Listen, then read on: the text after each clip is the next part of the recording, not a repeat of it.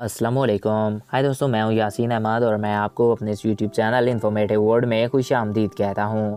ناظرین، چائے کی دریافت ایک چرواہے نے کی تھی جس نے بکریاں چرانے کے دوران ایک نیا پودا دیکھا اور سوچا کہ نمی اور حرارت سے اس سے ایک اچھا اور عمدہ قسم کا مشروب تیار کیا جا سکتا ہے. چائے کو کچھ لوگ صحت کے لیے اچھا اور کچھ لوگ برا مانتے ہیں. آج میں آپ کو بتاؤں گا کہ چائے صحت کے لیے اچھی ہے یا بری، اور اس کے علاوہ میں آپ کو چائے کی تاریخ سے بھی آگاہ کرنے کی کوشش کروں گا.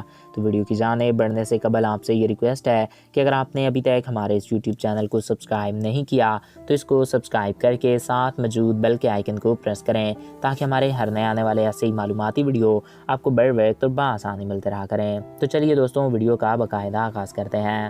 ناظرین، حالیہ رپورٹ کے مطابق چائے صحت کے لیے ایک اچھی چیز ہے. دوستوں، شروع میں چائے کو کہیں سبز کے پتوں کے طور پہ تو کہیں گندم کے دانوں کے ساتھ ملا کر فروخت کیا جاتا تھا. لوگ خیال کرتے ہیں کہ چائے سے تیزابیت ہوگی، دانت داغدار ہو جائیں گے وغیرہ وغیرہ، مگر حالیہ رپورٹس کے مطابق یہ صحت کے لیے ایک اچھی چیز ہے.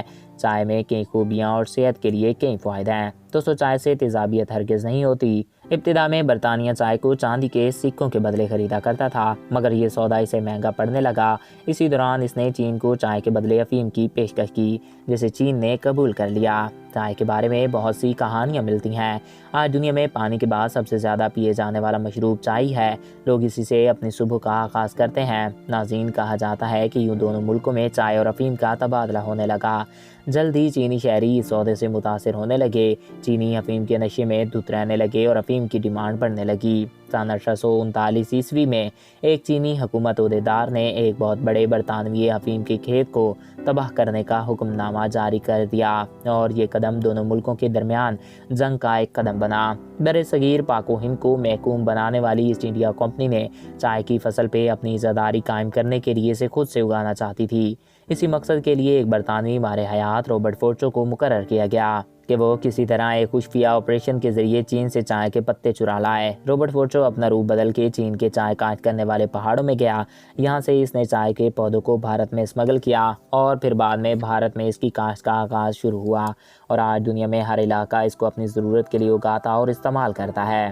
چائے کے بارے میں بہت سی اور کہانیاں ملتی ہیں. آج دنیا میں پانی کے بعد سب سے زیادہ پیے جانے والا مشروب چائے ہے. تو ناظرین، یہ تھی چائے کی تاریخ. میں امید کرتا ہوں آپ کو ہمارا یہ ویڈیو پسند آیا ہوگا اور آپ کی معلومات میں اضافہ ہوا ہوگا. اگر آپ کو ہمارا یہ ویڈیو پسند آیا اور آپ کی معلومات میں اضافہ ہوا ہے تو ہمارے اس یوٹیوب چینل کو سبسکرائب کریں اور ساتھ موجود بیل کے آئیکن کو پریس کریں تاکہ ہمارے ہر نئے آنے والے ایسے ہی معلوماتی ویڈیو آپ کو بر وقت اور بآسانی ملتے رہا کریں. اور اگر آپ کسی بھی ٹاپک پہ ویڈیو دیکھنا چاہتے ہیں تو کمنٹس باکس میں اپنی رائے سے ضرور آگاہ کر سکتے ہیں. ایک نئے ویڈیو میں پھر ملیں گے. اپنے پیاروں کا خیال رکھیے گا. Thanks for watching. اللہ حافظ.